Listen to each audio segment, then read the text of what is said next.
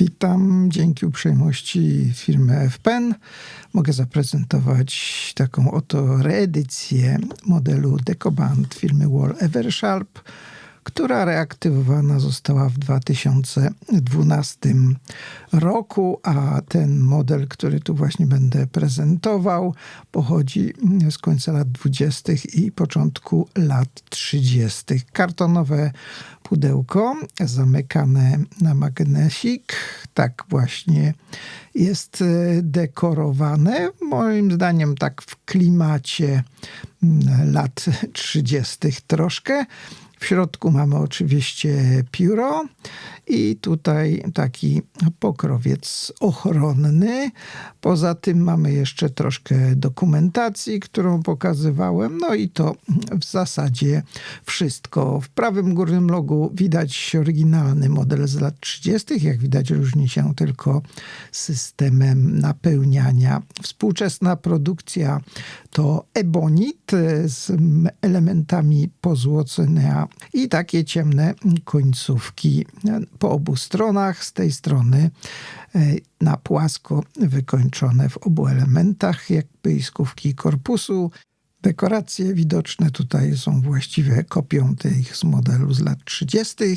Klips wykończony takim elementem obrotowym, a zarówno korpus, jak i skówka ozdobione są takim geometrycznym wzorem.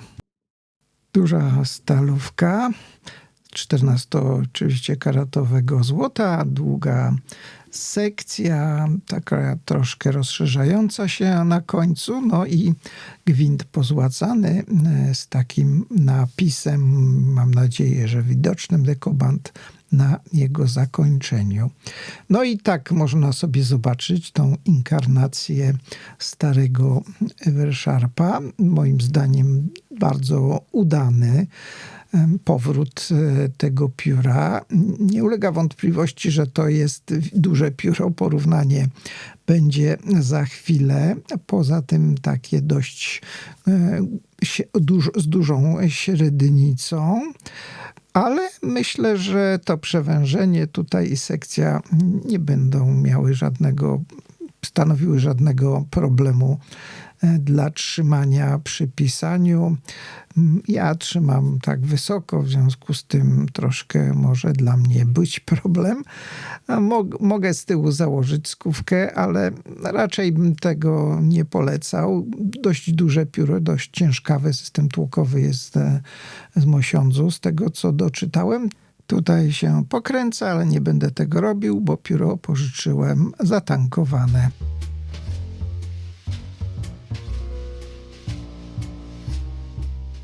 Porównanie wielkości z Duofoldem Centennialem, Sonetem Lamel Star i Pelikanem 140 ewidentnie wykazuje, że to duże pióro, 15 cm i chyba 1 mm ma z założoną skówką, a bez skówki 14 cm i 5 mm. Średnica sekcji 13 mm, a korpusu 16. Całość pióra waży 64 gramy, natomiast po zdjęciu skówki mamy 51 gramów.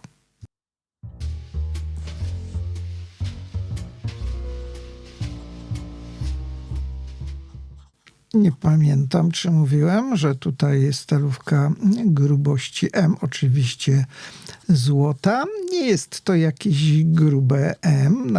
Jak widać, tak lekko tylko wodząc po papierze, kreska to raczej bym powiedział FK niż MK, ale troszkę tutaj, jak to przy złotych stalówkach, można docisnąć i pogrubić linię.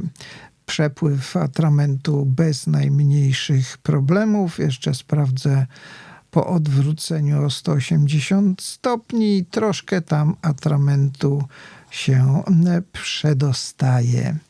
No i właściwie to wszystkie podstawowe elementy pióra, które pokazałem, i informacje. Więcej technicznych uwag tu chyba nie wygłoszę. Natomiast mogę tylko odnosić się do tego, jak ów materiał ebonit tutaj ładnie się prezentuje, w zależności też trochę od kąta padania światła.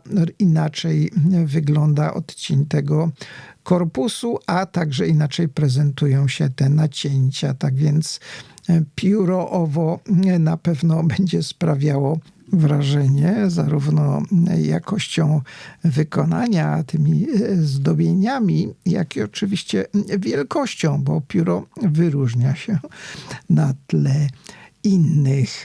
No i jeszcze tutaj na koniec parę zbliżeń, aby można było docenić jakość wykonania, bo oczywiście jest to wszystko bardzo precyzyjnie zrobione. Nie widzę żadnych niedoróbek i dobrze. I właściwie to tyle, co mam do powiedzenia o tym piórze na dzisiaj. Dziękuję za uwagę i do usłyszenia.